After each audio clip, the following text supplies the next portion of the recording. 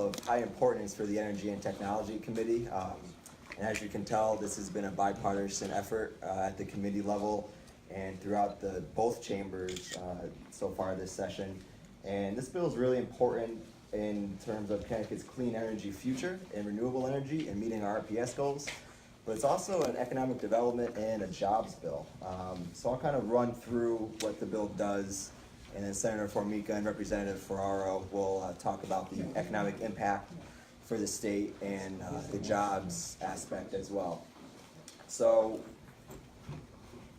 in section 1, 14 days after this bill becomes law, the commissioner shall issue a solicitation for procurement of energy related to offshore wind in 2,000 megawatts in the aggregate.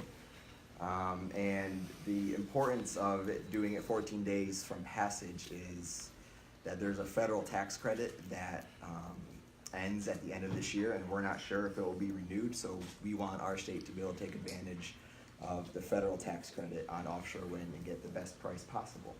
And every bidder must submit at least one bid for 400 megawatts of offshore wind for the 2019 solicitation. That's for an apples to apples price comparison. And the commissioner cannot select a winning bid unless a bidder submits something for 400 megawatts. And then going forward, we ask the commissioner for the 2020 integrated resources plan that's due to us January 1st to lay out a solicitation schedule for issuing solicitations for offshore wind and 2,000 megawatts in the aggregate from now until 2030. So those are the two main aspects of the energy parts of the bill. So I'll let Representative Ferraro kind of touch on what this means for the state economically. Yeah, so sorry I was a little late today, but I caught in the traffic. Excuse me one second, Mark, do we want to move the mic or do we want to move him? Because right now we're not going to hear in you. front of the mic, sir. What's easier? Yeah, if you Move also us want or- to slide over. Oh, there you go. Slide over a little bit. Okay, thank you again. Representative Arcani touched upon how important the wind procurement is for the state of Connecticut. This procurement, over the course of the next 11 years to 2030, will be able to provide job opportunities and economic development for the city of New London primarily, and also because we have two other ports, deep ports in Connecticut, New Haven and Bridgeport. In the future, provide some offshore wind opportunities for them as well. The economic impact is already being felt in the city of New London. As you know, there was a $93 million investment in that, and $35 million of it was from the state, and $57.5 million came from the partners, Ortec and Eversource. There's also going to be a cooperative economic relationship with the Port Authority, which will give 10% of the profits to the City of New London, and additionally $75,000 to help offset the costs of police, fire, and other services.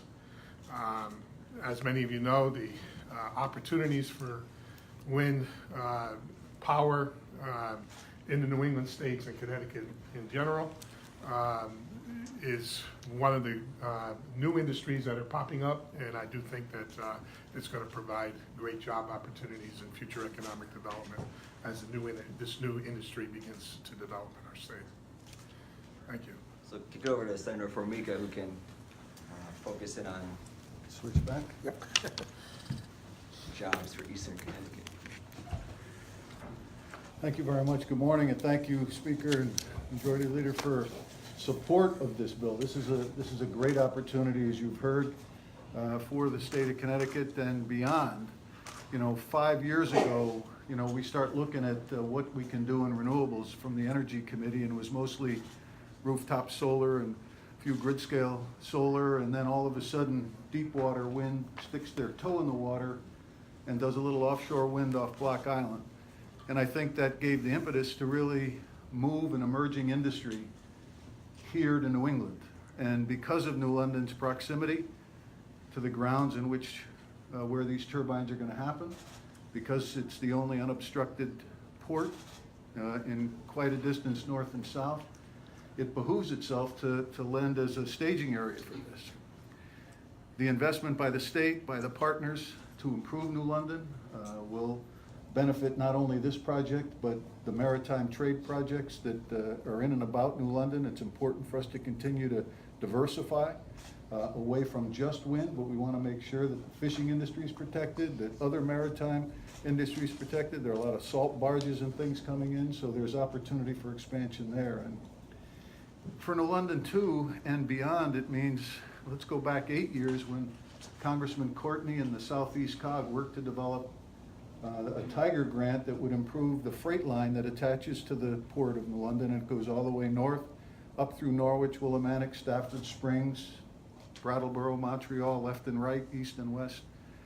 If we could provide an opportunity to develop component assembly manufacturing plants in around Norwich, Willimantic, Columbia, this could be a ballooning opportunity for all of eastern Connecticut. So it's unlimited. I agree with the representative with regard to the other ports. There's large procurements coming from New York and Massachusetts that we can be support to that. So we really believe that that New London is going to benefit, and that benefit is going to trickle through the entire state. Additionally, you know, we all know the baseload fight that we had, and we have 10 years to try to develop, you know, a substitute for that. And offshore wind is, I think, the low-hanging fruit when it comes to moving that, especially given the, you know, the improving technology and wind efficiency, these turbine efficiencies. So, you know, we look forward. A lot of challenges ahead, but this is a great thing for the state of Connecticut. And I'm happy to be here today, and I commend the chairman and Chair Needleman for the bipartisan effort that they've continued to work. Lonnie Reed, Paul Doyle, Gary Winfield. It's all been, you know, a cumulative effort over time to get this done. Just to interrupt for a moment, you referred to the base load and the issue in 10 years. You talk about Millstone's future? Yeah, Millstone. To you set know, up for the future after Millstone. Okay. Setting up the future after, we know we got hit with, you know, where is Millstone gonna go? They may have to, which, you know, we always said Millstone was the bridge to our renewable future. We needed to secure that 10-year opportunity. And then now, you know, we have the opportunity now to safely transform into wind, but these are infrastructure projects are decades long. If you're putting wind turbines out, way far out where you can't see them from London, you're talking about transmission lines coming back to the state? Transmission lines will come back to this state and probably Massachusetts, I believe, and there'll be different hubs, because they're gonna combine the megawatt situation from the And different there's enough states. space out there for that kind of capacity that's allowed, where these are allowed, that don't interfere with migration patterns and all that stuff?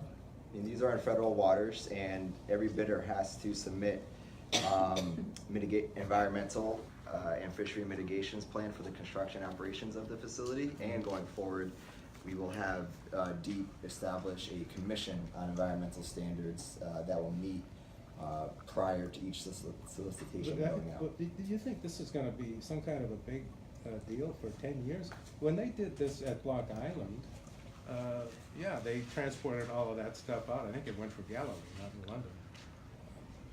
It was over after they built them. There's no more commerce. There's nothing there. The windmills are up. The power line is in. There's nothing else going on in Galilee except the fishing that always was. So, I mean, this is a potential $70 billion industry, and Why? that's why Why? Connecticut Once is it's uniquely installed. positioned because of our 3 deep water ports to be a leader in this industry. I mean, you're gonna need technicians who are gonna have to be shipped out there to, I mean, I can't imagine these things operating 100% all the time. They're gonna need Oh, fixing, no. so they're gonna have Right. technicians Right. that are gonna have to be used, and this technology is getting better and better. So as better turbines and better technology come into play, they may be replace the current ones that are out there. And Block Island is the only one to date, right, that is doing this in the entire country. Is it your understanding that there are a lot of business partners who want to be involved in this, but it's limited there, and this will open the floodgates? Yeah, Massachusetts and New York have also issued very aggressive procurement schedules, and the commissioner may coordinate with other states as well in these solicitations or act on the benefit of Connecticut law. So you talked about this benefiting and supporting the fishing industry, but if you're building these giant turbines offshore in federal waters, doesn't that have the potential for some adverse effects to the fish ecosystem? Sure, that's why we have in the bill, you know, some protections for that. We're working with the Coast Guard to make sure the transit lanes are protected and identified, and to make sure the turbine placement, you know, is worked. But listen, 10 million pounds of seafood goes into Stonington and New London every year. So we can't build one industry at the behest of another. And so we have to make sure that we're working to protect that. And that's a lot of the mitigation discussions are going to revolve around that. The scallop beds that are out there, you know, we don't want to make sure that all these turbines are driven through the center of those. And to your point, sir, the cables are driven there. So there'll be some, but that's what we're trying to work with. In fact, the fishing representatives just came back from a tour of Ireland where, you know, the wind producers and manufacturers worked very closely with offshore fishermen, you know, who can diversify and create other opportunities for themselves as support people for this industry too. So How many turbines are we talking, or what do you know about that? How big is this? I think one turbine creates, 10 megawatts of power? And so we're looking to do 2,000 megawatts of power. We also, as the technology improves, So how many? the less turbines we need. One turbine is like 10 megawatts. So this is this would be vastly bigger than what's off Block Island. Oh, yeah, Block Island was just a Right, start. right, And if that's you just- look to Denmark and see what they're doing, there are hundreds, if not How thousands of these. How far out is this stuff gonna be? It's about 50 miles, 40 to 60 miles. And because the power lines to Block Island are not very far at all, not 50 miles. And you Yeah. know, any underground wire, even on the land, loses power as it gets transmitted. They can push all that stuff back? We have some initiatives moving forward. The chair, you know, is working on with regard to storage. I mean, all of that future plays in to the new technology as it improves each and every year. But I think you're talking about hundreds, if not thousands, of these turbines over, and then Right. send Yeah, But the. there is companies- a transmission loss of Yeah. about less than 4%. Right, You- but you they're do gonna run want, into that. the builders of these are gonna want the transmission line to take the shortest route. They're not gonna want lines going to New London and Providence and all over the place. They're gonna one line, and then it's gonna have to be on the grid. Correct. And managed by the guys up there in, wherever it is, Chicopee, I can't remember. ISO. yeah. Can you talk a little bit about, once this gets up and running, what the benefit would be for consumers? Would this drive down utility bills? By how much?